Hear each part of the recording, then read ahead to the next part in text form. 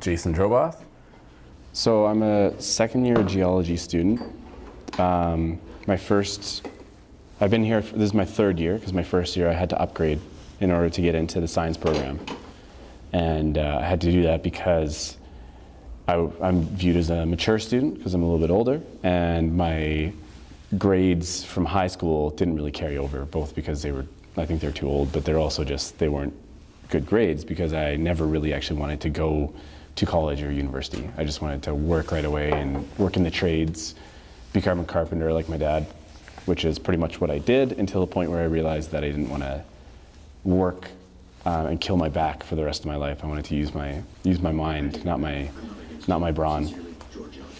I was raised Jehovah's Witness, and so born and raised, and then essentially, to make a long story short, when I was in my late teens, I realized that it wasn't indeed the truth that they had proclaimed it to be, and I just didn't believe in it anymore. There was too many holes in the theory, and I just disagreed with the moral compass of it and just the structuring of everything, and their claims to truth I just felt were not true at all.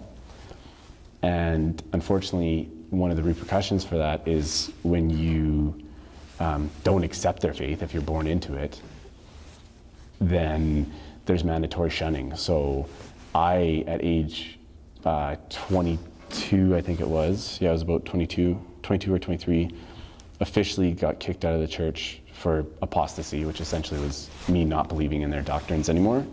And at that point, my family and friends had to shun me. It was mandatory as set out by the guidelines of the church.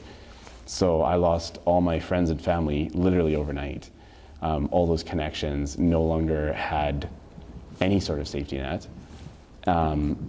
Because I worked only for Jehovah's Witnesses, I lost work. I lost my job, so I had no job. I had no place to live. I had no family. I had no friends. I had very little money and very little confidence, and just all in all, it was just a really dark time. And so literally, I had absolutely nothing and nowhere to go and no safety net.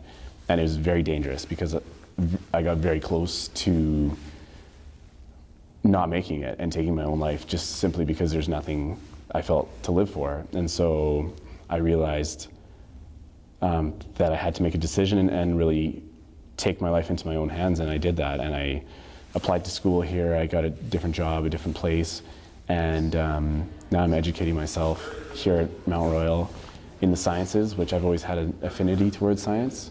Science is always something that interested me and made me question my faith and really led me down to a path of disbelief. And so I guess my ultimate goal or motivation for this club is to create that safety net for students and to give them the confidence to realize that they can and should question their faith. So this perspectives panel here at MRU, held in Wickham House, is really a way for students to hear different perspectives that they normally wouldn't hear, and to have it really in an informal, friendly atmosphere as well. One that's non-controversial, that's just simply people sharing from the bottom of their heart their own faith, their convictions, their perspectives on life. And so we're able to have all of these students here in Wickham House listening to these great perspectives from these reps, this Christian rep, the Muslim rep, and the secular humanist rep. And yeah, it's a great opportunity for them to hear these different perspectives and really be brought out of their comfort zone, and also to maybe feel more comfortable about sharing and speaking about faith and about morality in an open environment. So I'm John Peterman. I'm the interim clubs coordinator. I'm covering a maternity leave for Amber.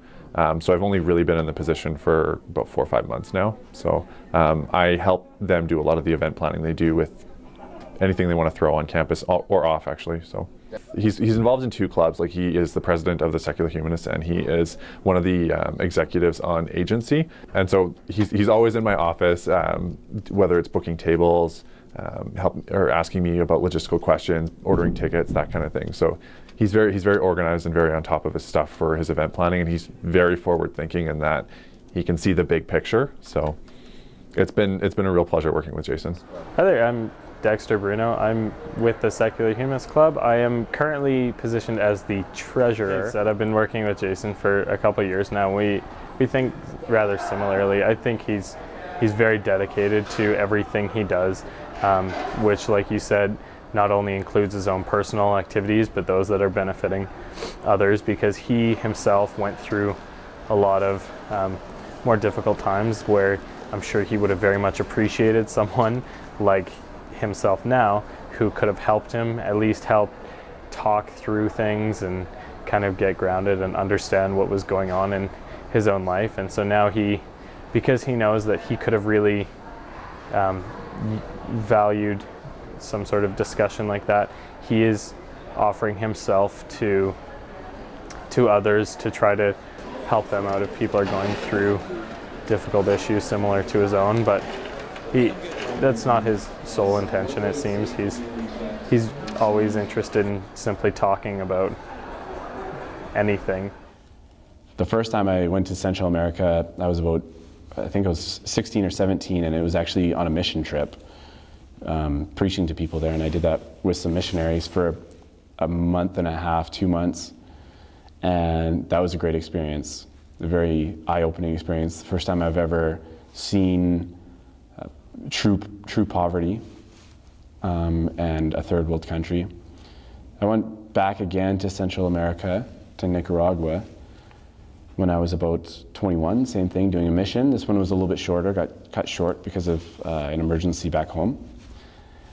And then I ended up going back again about a year or two after that. And this time it was when I was having a serious faith crisis and needed to reevaluate my entire perspective and needed to get away from the pressures of my family life and my church and my friends who were all pressuring me to believe a particular thing that just wasn't jiving with me. So I went there and I stayed there for about 7 months and brought my camera along and took as many photos as I possibly can and took some really, really interesting shots of life there.